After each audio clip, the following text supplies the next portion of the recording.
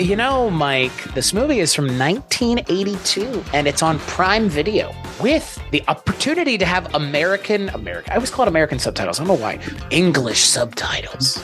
And you can spend a whopping $2 to rent it. It feels like a steal, frankly. A true steal to rent this movie for $2 and watch it. Until you start to watch those English subtitles. Oh, yeah. Right? These are worse than what I used to experience with Hong Kong films. This is English via India. Yeah, it's like someone ran the Tamil script of the movie through a Tamil to English translator and was like, yeah, this is good enough. Like, I'm not going to actually go through and make sure these make sense. Yeah. You'll figure it out. You're watching the movie anyways. Like, that's what it feels like. It's like you're watching the movie anyways. And, you know, we talk about this on the Bollywood Cinema Club. The reason we're doing Indian Cinema Month and the Culture Cast so early this year is because we've launched the Bollywood Cinema Club, which you can go check out over at BollywoodCinemaClub.com. I try not to let the way we watch these movies affect the way I feel about them, but we have to be honest here. It's 2023, and this movie, while it is on Prime Video, is in a state of disrepair, undeserving of a movie of this film's caliber, the way this film was regarded when it came out, the way it's seemingly still regarded now in a lot of ways, especially in regards to Balu Marendra's career. It's weird that this movie, again, similarly to some of the other Indian cinema films that I've talked about on this show and on the Bollywood Cinema Club, it's like impossible to find in a way that is rewarding to watch it. It feels like a slog to watch this movie because it's just no care was put into the English subtitles. No, I spent so much time live translating in my head that there were some times where I'm like, oh, wait, what was that next line? Oh, I missed again.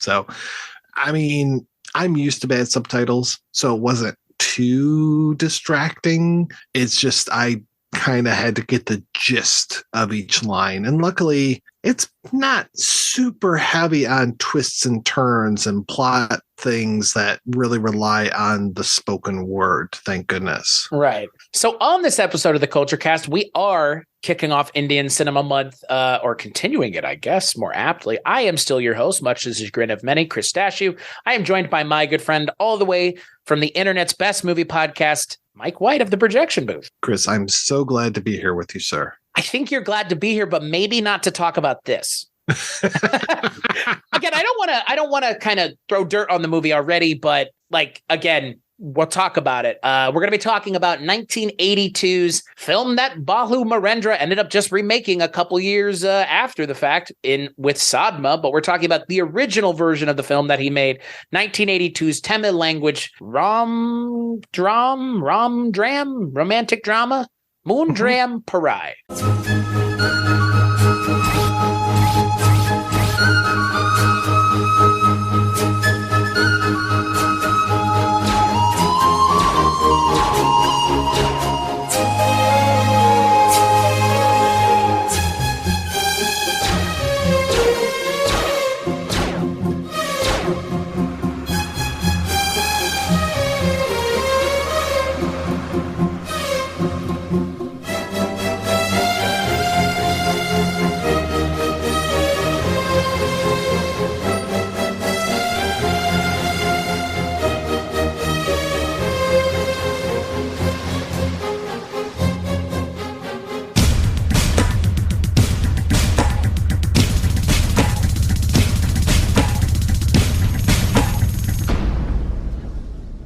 So, like I mentioned, the film is written and directed by Balu Marendra, and it stars Kamal Hassan as Srinivas and Sri Devi as VG. We'll just call her that because that's what she's known as for most of the movie.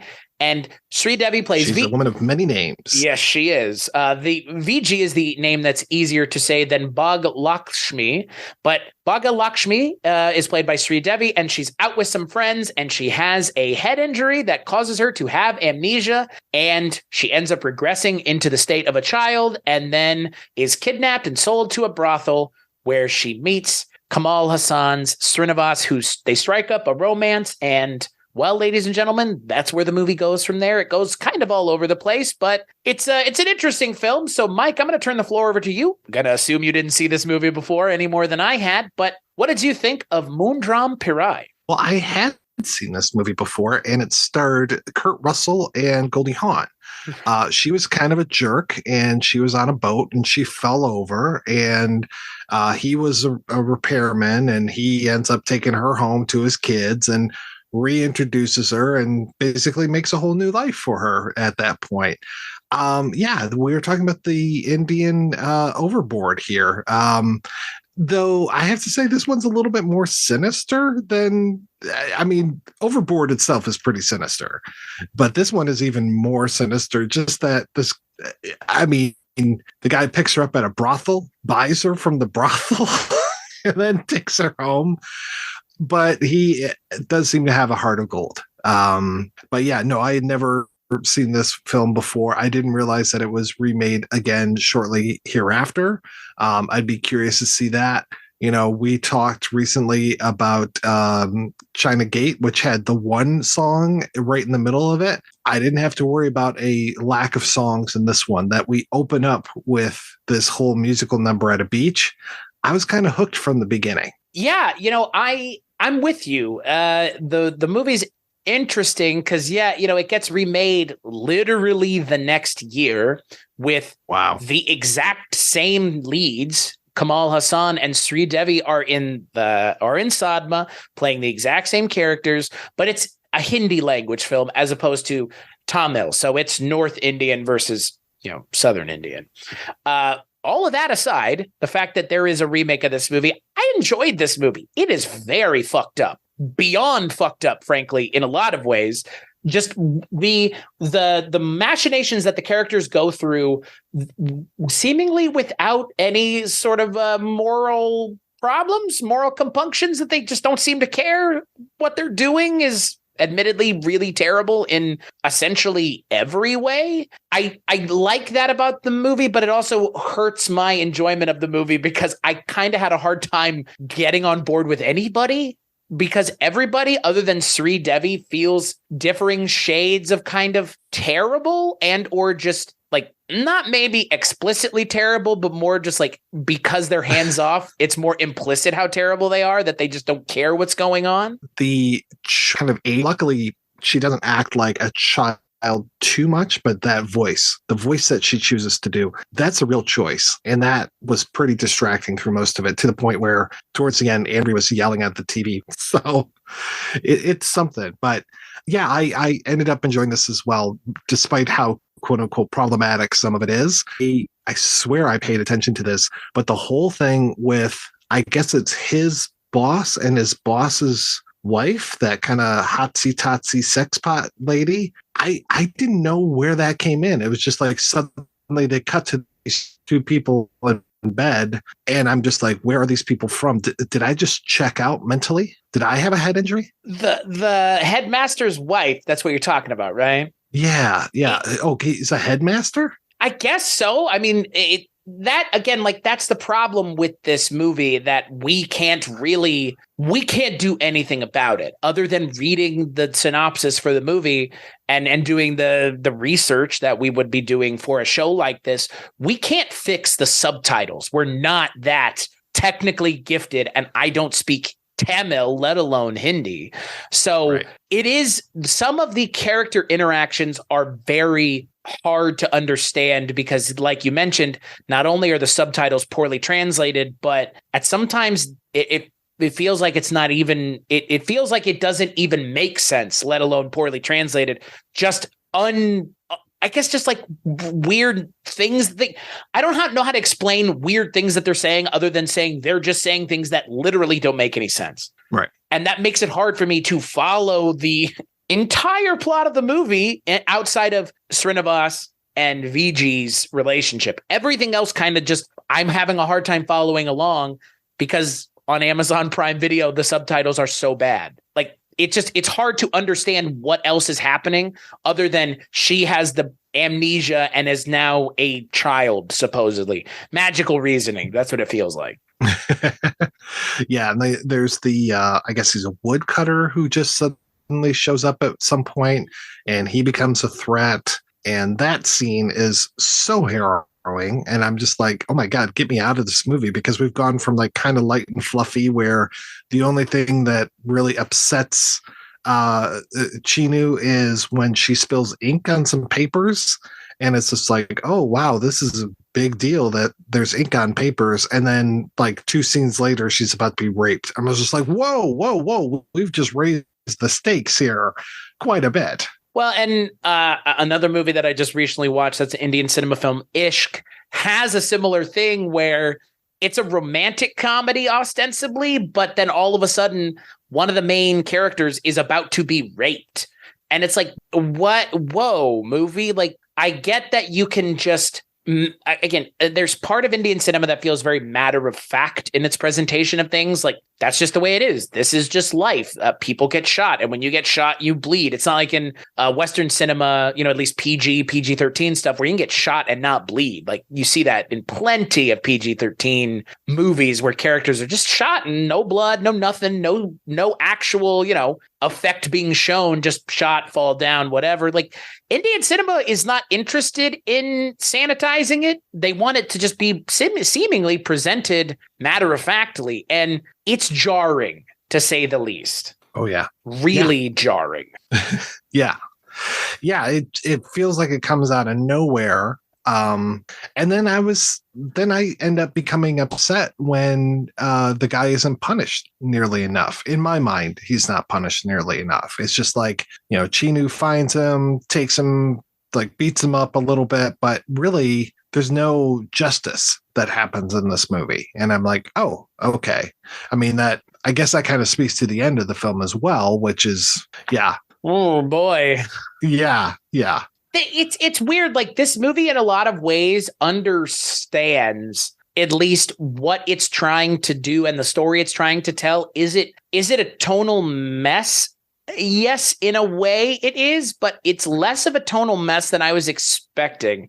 And I think that's because it doesn't bother itself with trying to be cute or funny in a way, because Ishq was like, all right, well, it's a romantic comedy that has action, so there will be funnier beats and there will be a character that is the comedic relief of the film. This movie is not bothering itself with any of that. This movie is like more or less serious throughout, but the levels of seriousness that it's kind of playing by kind of vacillates throughout the movie. And to go from, okay, this woman is in a car accident and she has amnesia, fantastical realism, because like I guess don't really think that this happens this way, but okay, maybe. But then to go from that to, like you said, murder and physical harm and rape, and it's like, whoa, movie, like pump the brakes a little bit. These things are not equal in their level of seriousness that you are approaching them with. Yeah. I ended up enjoying this film. I mean, I did make a mention to you the other day as far as like, oh, be careful of those subtitles because they are something. But I am thinking back on this movie very fondly. It's not like I had problems with it. Yeah, it was tonally all over the place at times, but I mean, ultimately, yeah, it's an interesting love story. I mean, it's her way, but he is trying to help her and is trying to get her memory back. So I guess he has good intentions. It just takes him a long time before he figures out how he can do that and ends up kind of using, you said magical realism, kind of using magical means to cure her. Well, and that's the thing. I mean, you mentioned, it is a love story, and it does have a very kind of, I feel, very cynical ending. But I think it kind of, again, if you're looking at the movie and the story that it's telling in a frame of realism, I feel like the movie kind of shoots itself in the foot by saying, all right, well, there's magical realism and there's real realism here, because any other movie would have her at the end recognizing him through the machinations of the things that he's doing, because that in and of itself is magical realism. That it's like in It, right? Where he's riding the bike down the hill and all of a sudden she remembers everything. Like, that's not how that works. And it never will be. But in a narrative sense, it totally works that way. And it planting and payoff, just like Richard always says. The movie, I think, it's what's interesting about the movie is it wants to, again, have it both ways. It wants to have the magical realism of a woman getting into a car accident and hitting her head, therefore she forgot everything. But at the same time, it wants to have it where she can be cured and then doesn't remember anything. And it's like, whoa, movie, hold on a second. Like you're trying to have it literally both ways. Yeah, I can't remember who said it, but like that there have been far more many people in movies that have had amnesia than real actual cases of amnesia. So, I mean, this is definitely movie amnesia. So the whole like, oh, I'm not going to remember who you are now, even though you're doing this monkey dance with the pot on your head and stuff, which really is endearing. I mean, when Chinu does that a few times, it's like, okay, this really works. And especially when they have a bit of a row later on and then he ends up doing that for her to make her smile. It was a very cute scene. I guess the optics are strange, though, because like you mentioned, Sri Devi is doing this voice as VG. That is a choice. Like you said, it's a total choice. It is a choice. It is evoking the singing style that you would expect with the music, where it's the woman's voice is very high pitched, and it's not like, you know, being auto-tuned. It's just a very high pitched, you know, voice. It's just not done. The lines of dialogue normally aren't delivered with that voice, and it becomes so grating so quickly that it becomes, after a while, you almost forget that you're watching an adult and you're watching a literal child, because again, it's such a choice that you would have to hope to God that the actress, like, she understood what she was doing, because it makes everything slightly creepier. It makes everything just slightly more off-putting that she has this very, it doesn't help the movie's case of trying to make Kamal Hassan and Sri Devi's romance endearing. It doesn't make it endearing. It makes it very uncomfortable. It makes it more uncomfortable than it would have been if she had just been doing a normal voice, because he's attracted to her and is not put off by the fact that she acts like a child. And that's kind of strange. Yeah. What does that mean, right? Like, what does that mean? At least she's not overly sexualized, which I like. There was one part where he's fantasizing about her putting on the sari and then coming to the doorway and looking kind of great in the sari, and then cut to reality and she doesn't know how to put the sari on. She's just a mess. And I was like, okay, well, that's good that he's not, you know, he has this woman living with him. I don't think they ever consummate their relationship. I hope not anyway, because yeah, she does act like a child. I'm glad that there are, you know, I'm always curious when it comes to amnesia stories. It's like, well, what can you remember? What can't you remember? Do you remember your mom and dad? Do you remember who, you know, who do you remember? What do you remember? Do you even know how to speak language? You know, like, where does your memory stop at? Are you a completely different person? Which it feels like VG is a completely different person than the other form of her, the non-amnesia form of her.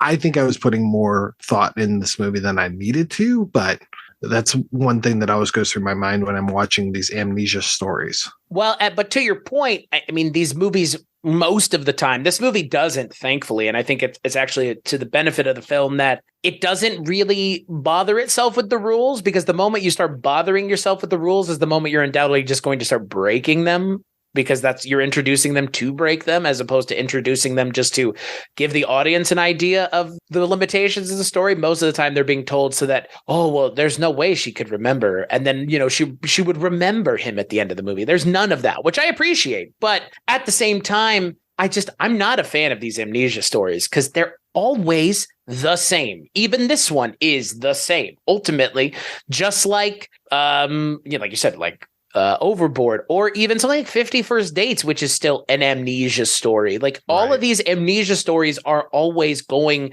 to do the same thing, which is you have to suspend your own belief, essentially, to the point of, in my opinion, amnesia movies push me to the limit of suspension disbelief as an audience goer. Do you know what I mean? Like, it pushes me to the edge, and I don't really like that, because I have a hard time buying into this movie's conceit of how amnesia works, because it wants, in the way that the movie plays out, it almost has to work in a way that's so unrealistic that like you said, nobody could have amnesia like this for real. Right. Right. Well, yeah, and amnesia is such a tenuous thing as anyway. I mean, it's kind of like I know that multiple personality disorder is a real thing, but I think again, more people have multiple personalities in movies than there are actual documented cases. It's exceedingly rare in the way movies make it work, but man, I'm glad that there exist things in real life that can be played up for thematic effect. It's just like nobody has ever done anything particularly novel or creative with it. Like even this movie, as much as I enjoyed this movie, it's not really bucking the trend of amnesia romantic films. Again, This movie has plenty in common with other Western amnesia driven films. It maybe in those movies, the female character is not acting like a child explicitly, but anytime someone has amnesia to the point of forgetting how to do things, they might as well be a child.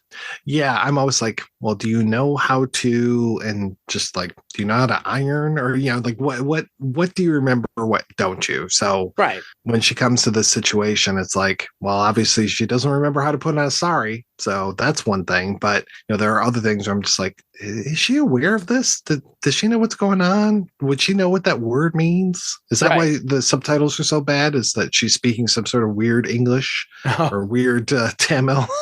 Your metatextual analysis of the movie, I think you may be doing the movie's job for it, frankly. Right. but that is always kind of the question I come back to, like, what are the limitations of her ability to remember?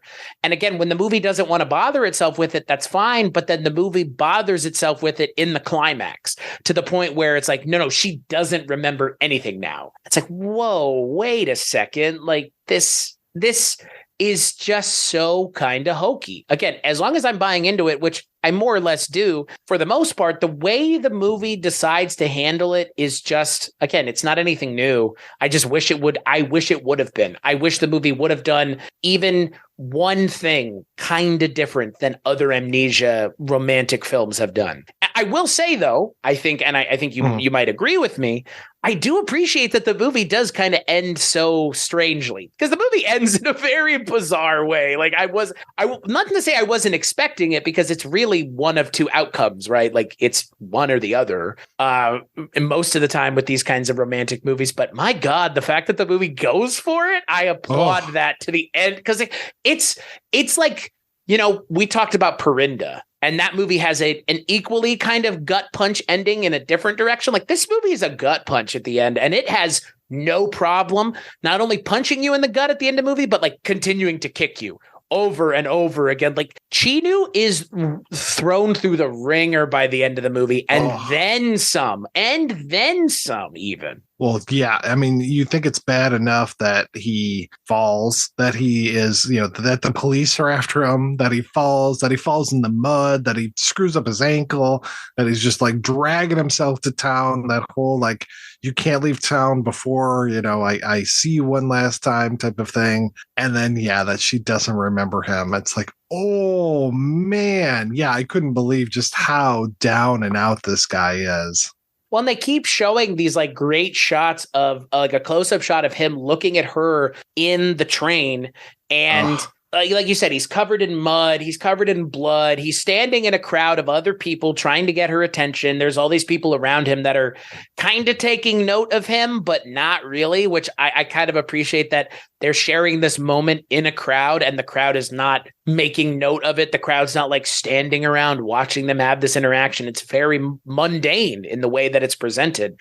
And I appreciate that the movie has no issue with taking our character and just leaving him at his wit's end. Because like, who knows where he goes after the final frames of this movie, but he's literally sitting in the mud at the end of the movie, like kicking the rocks, like, oh, shucks type thing. Like, oh man, like what a fucking bummer is where the character's left. And I don't see that often in Western entertainment, where the main character is not given a happy ending. This movie has a very down ending. It could be interpreted as happy. VG goes back to being Lakshmi, which Lakshmi seemed like a perfectly normal young woman who was having fun with her friends. So it is a happy ending, because realistically, Like her and Chinu, like she got away, really. Like that's the thing. Like, are we supposed to feel bad for Chinu as a character? That's the question that the movie is kind of asking us as an audience. Like, how do you feel about someone who does this? And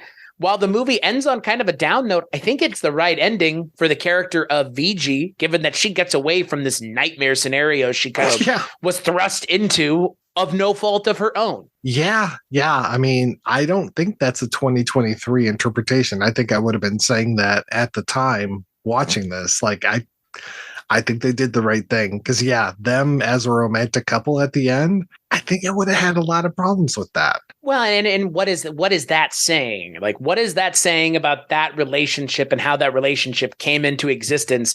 If the movie is tacitly, rubber stamping, it's okay, and you should be okay with it. It's like, you're telling me it's not okay. It's not okay. And I'm glad that the movie says it isn't okay, to the point where we're going to give her every opportunity to recognize him, and she doesn't. And then that's it. Like, that there is something to be said for a movie really taking a stand, and this movie does. And I really, really appreciate that, because it doesn't give you as the viewer the ending that you think you want, but it definitely gives the character of VG the ending that she deserves, and in a lot of ways the ending that Chinu deserves. Even if he's trying to do the right thing, you can't help but wonder if there is just a undercurrent of him being a total fucking creep. Yeah, he feels almost kidnapper-esque, right? And I wonder, like, if this movie was made, if this movie were remade in Western cinema, because yes, this movie is remade in 1983 as Sadma. It's the same movie. The movie ends the same way. It's telling the same story, same actors even. If this movie were made for Western cinema, they would really, I think, play up the he's a creep angle. It would lean on it more, because the movie really doesn't give us the idea or the notion that we should be interpreting Chinu as a creep, or a pederast, I guess. I mean, again, she's of legal age, best we can tell, but he's attracted to her because she's acting like a child. Like, if it were a Western movie, I feel like it would take a kind of more of a strong stance and maybe characterize him in a more sinister way. I mean, it's sinister in this, but it's not overtly sinister. Mm-hmm.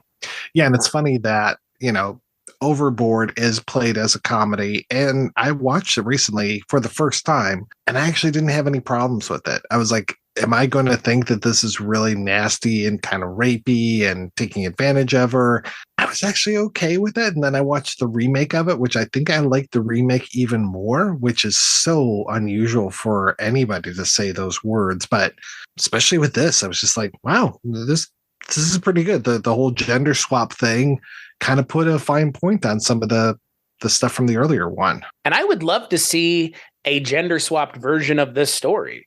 I think this would be, I would be curious to see how I would interpret a story where it's a male character who's acting like a child and a female character who's kind of, looking after him. Maybe it wouldn't be as kind of off-putting, because it would be more maternal in a way. Because this, I mean, again, like, I feel like paternal relationships, at least female and male paternal relationships, are always very strange and mined for nefarious things in media for the most part. I mean, look at something like Girl with the Dragon Tattoo, right? Or so many of those like mystery novels that involved incest and abuse by, mothers and fathers, more normally fathers on their daughters. So I wonder, because again, like, that's what I can't help but think about when I watch this movie, is that the weird kind of undercurrent of pederasty and just being kind of creepy towards people younger than you that are in the teenage variety.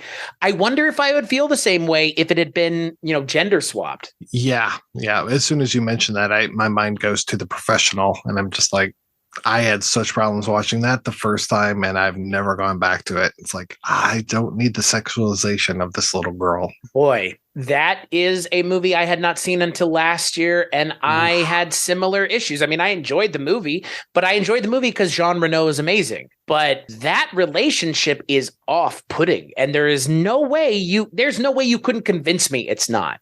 No matter what Luc Besson's peridelictos are in his own fucking life, like, I don't care. That's a creepy relationship that you're presenting, that you're expecting us to kind of just rubber stamp it and say it's okay. And I have a hard time with it in that movie, just like I do with this movie, even though in this movie she's not actually a kid.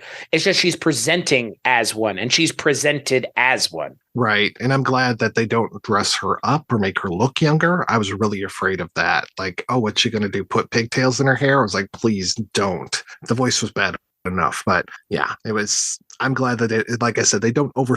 I wanted to ask you though, I know neither one of us have more or less or more than likely seen him in anything, but what did you think of Kamal Hassan in the lead role? Well, he's got a very interesting look about him. I don't know, the mustache, I don't know if it's doing him many favors or not. Because he's got kind of I don't want to say pointy nose, but he's got a very pronounced regal Roman nose, I would say. He reminded me a little bit of like an Indian version of David Statham. Just kind of like very distinct look. I thought he definitely carried himself very well, and I did care about his character. I thought he presented well as far as like he does have a lot of anger, and he does get angry quite a bit, and so he was able to bring that as well as the humor. And like I said, I really like the scene where he's trying to make up with her, and he's doing the whole monkey thing. So I thought he did a really good job. What did you think of him? I liked him a lot. I'm not going to say that he's not. I'm not going to say he's not in the caliber of people like Amir Khan and Shah Rukh Khan and Amitabh. Like I think, and doing research about him, like he is a contemporary of Rajnikant. So, he's coming up around the same time that Rajnikant is and kind of making a name for himself in, again, mostly Tamil cinema. I think he's great. Again, I think to your point, yeah, maybe I don't know, his look is not helping his perception in the movie. I don't think. I think he looks like a creep. Stash. Yeah, he looks like a creep. Like he just does. Like I think that choice may kind of work against his character, but he plays hangdog perfectly. And that last scene in the movie, even if it is kind of, if you sit and think about it for more than a second, which the movie I think is expecting you to, given how long it forces you to watch that scene, I think he plays sinister ? Well enough that there is kind of a question as to what his intentions are. But I think ultimately Kamal Hassan is so charismatic that I don't really think he's up to anything more nefarious than what we're seeing him do, which is kind of, again, your interpretation of how nefarious is going to really vary from person to person. But I don't think he at his core is a terrible person. And I think a lot of that goes to Kamal Hassan's performance just being so charismatic. And again, in those scenes with him and Vijay just having a conversation, you can tell that he cares about her and he's not just trying to take advantage of her sexually, but he might be. Right. Yeah. Luckily, he doesn't feel very lustful. I mean, he is visiting that brothel, but it feels like it's on his friend's behest rather than his idea of it. And I think the thing that for me is the bigger missed opportunity, but again, the way the narrative is being told, it more or less necessitates it. It's Kamal Hassan and Sri Devi's movie almost entirely. Like there's really nobody else. I mean, you do have her parents, but they effectively bookend the movie. You have the woodcutter, you have the wife of the headmaster, but really this is Kamal Hassan and Sri Devi's movie from minute 1 until minute, 143 or whatever it is. So, I mean, the fact that you have the two leads that you do, and they're so good. I mean, we didn't really even talk about Sri Devi, but my God, she's amazing as well. And she has a huge range too. She's in all kinds of movies. And on top of everything else, again, really well regarded in her own right in that industry, not only in Tamil film, but also Hindi, to the point where she's regarded as the first female superstar of Indian cinema. And yes, the voice in this movie is not doing her any favors, but she is really great in this movie. And she died in 2018 at 54, which is such a shame. Such a shame. Wow. I hadn't read about that. So that is terrible. Yeah, it's awful. She's fucking 54, man. Like, geez Louise. That's a shame because she's a fantastic actress. Like, and the fact that she's in this and then she is cast in the sequel, the spiritual sequel, a remake, I guess more or less a remake, but spiritual sequel to the movie. Like the fact that they're still the leads, I think speaks volumes to her ability as an actress. It really does. And Kamal Hassan's ability as an actor as well. But this is the first time I've seen her in anything. And I'm looking forward to seeing her in more things where they're not hampering her with the voice of Beaker for whatever reason. I was explaining it as Minnie Mouse. Yeah, but like if Minnie Mouse were worse, like right. If somehow Minnie Mouse was worse than Minnie Mouse is. So, But yeah, overall, I liked it. I don't know if I'll track down any of the remakes because I feel like they told the story pretty darn well at this point, so I don't really need to see it again. But yeah, I would be more than willing to see more of this director's stuff, more of Sridevi's work, even Kamal Hassan's work. And there's plenty. I mean, again, that's the thing about this movie. For as hard as this movie is to find and as low quality as the subtitles are, this is an early entry into all three of their careers that would really be kind of a calling card. Probably Sadma, I think, more so. But again, like Sadma doesn't exist without this. So it's almost kind of unimportant that there's a remake of this because this still exists regardless of the remake. And the remake essentially just telling the same story anyways. So nobody thought that what this was problematic or unentertaining enough to really change it. So again, that's the thing. Like, this is a really good starting point for all three of their careers. And Sridevi had been working as a child actress even. So that, I mean, she's working from 67 on, but Kamal Hassan and Bahu Marendra still working, still making things in 2023. So, again, that's the thing about a lot of this cinema that we as Westerners just, I've never seen any of their other movies before. And now I'm just so excited to see more. Like, this movie's great, but I'm sure that there are movies that they're all in that are even better. But that's not to say this isn't good on its own, because it is. Like, this would be a good film to watch even if it weren't Indian cinema. It's just, it being Indian cinema adds that flavor that I really appreciate, that I think works, overall for the movie. The songs, for sure. Even if the songs tonally just kind of, they feel tonally at odds with what the movie is trying to say about the relationship between the two leads, but it's not unwelcome and they're very catchy. So yeah, I really like the music in this, especially that opening song. I thought that was a banger. And yeah, I feel like even with the really shitty subtitles, this was $2 well spent to rent this thing. Yeah. The music is from Ilayarja Raja, who is known as the maestro. That is how well regarded he is as someone who makes, as a composer for Indian cinema. So again, like, everybody here is operating on all cylinders. Everybody here, I think, really turns in a fantastic performance. Like, again, I really hate having to say it's hard to find, but it is. It is. It's hard to find, even though it's not. Like, you can't do any better than where we found it. It's just, it feels like a shame that there's not something else, that there's not a Arrow or Vinegar or anything. And I'm waiting for them to really start dipping their toes into Indian cinema in a way that Criterion already has with stuff like Monsoon Wedding and Charulata. Like, I'm waiting for more Western DVD boutique publishers to start seeing Indian cinema and bringing it to Westerners, because there's plenty of movies that are just versions of our films that exist out there. Not alone just a complete unique creation, but plenty of movies that are just American films being redone in India. So the fact that those haven't even really made it over in a substantive way is surprising, just for the novelty alone of those. But then you look at something like this and it's like, this is ripe for Criterion or somebody else to reappraise it. So at least it's on Prime Video, I guess.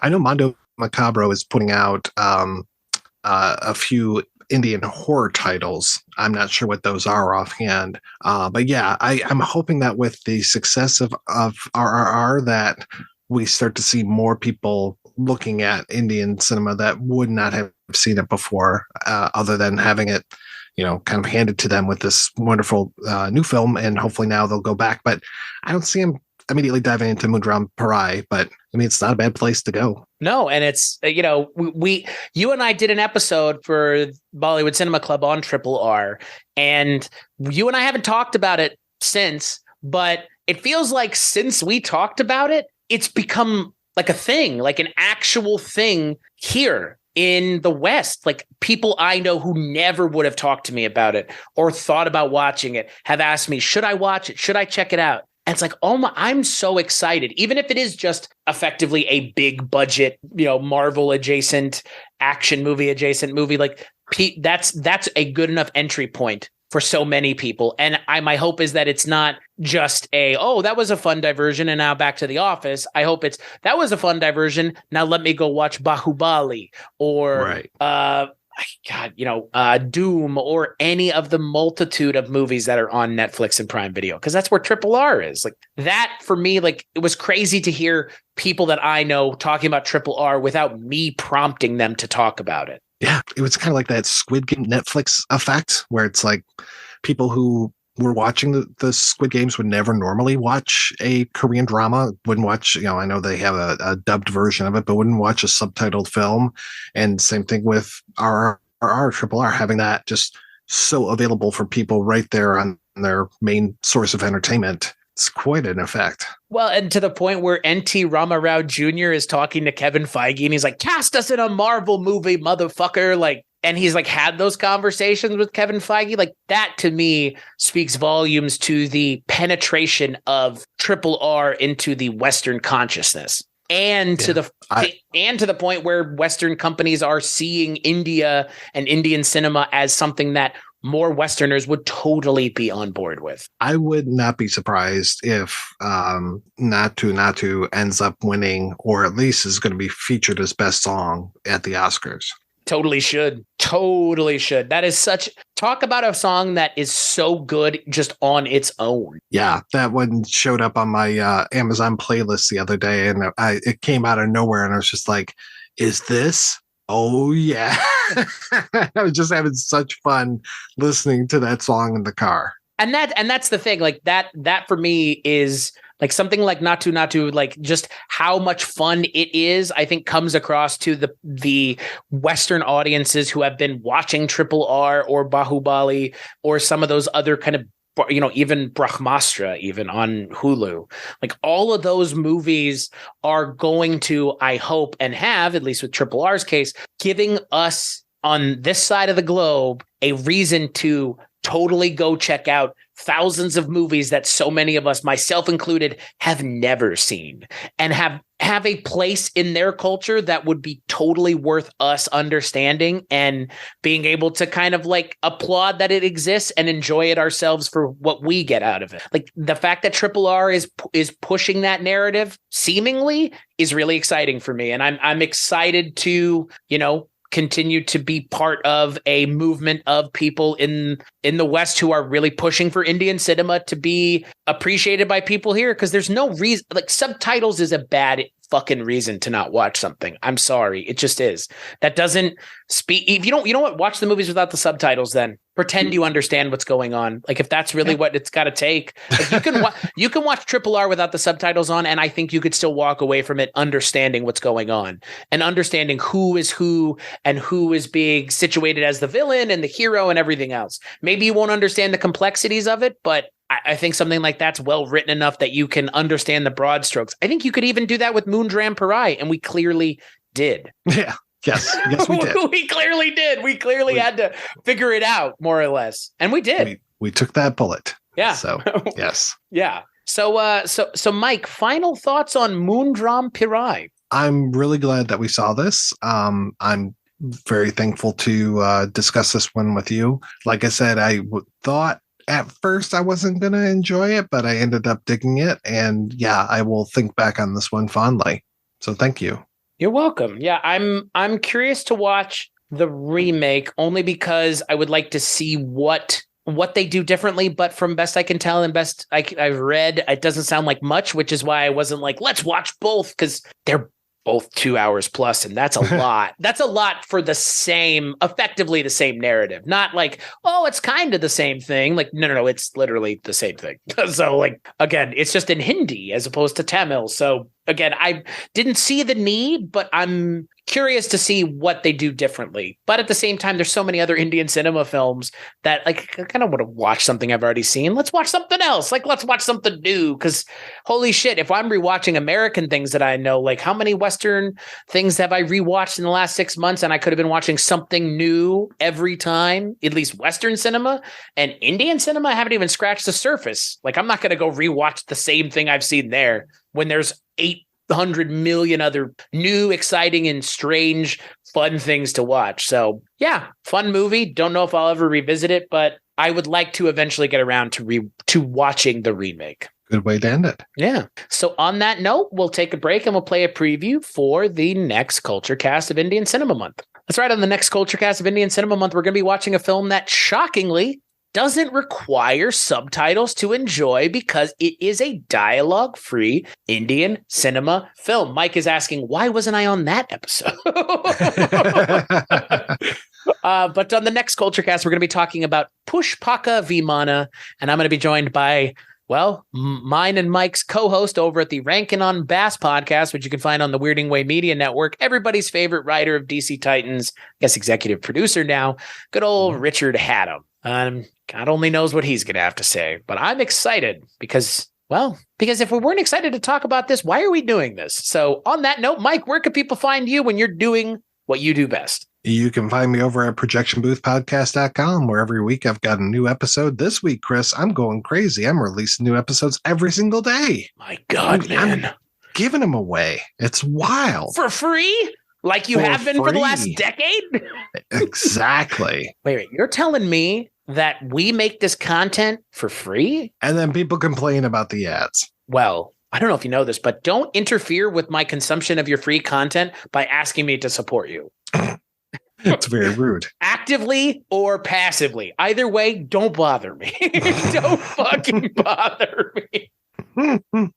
As for all the things that I work on, weirdingwaymedia.com, that's where you can find Mike's show, The Projection Booth, and so many other shows that you should totally be checking out, including, but not limited to, Richard Hatem's wife's show, 80s TV Ladies, Father Malone's narrative-based Astounding Tales of the Public Domain, and so many other shows. God, there's too many to count, and we're adding new ones seemingly every week, but it's probably more like every month. So you can find all that over at weirdingwaymedia.com. Mike, thank you so much for joining me as always. This is a blast. Thank you, Chris. If we're not enjoying ourselves, why are we doing this? This is fun. This is just fun. And as always, we'll catch you on the next episode.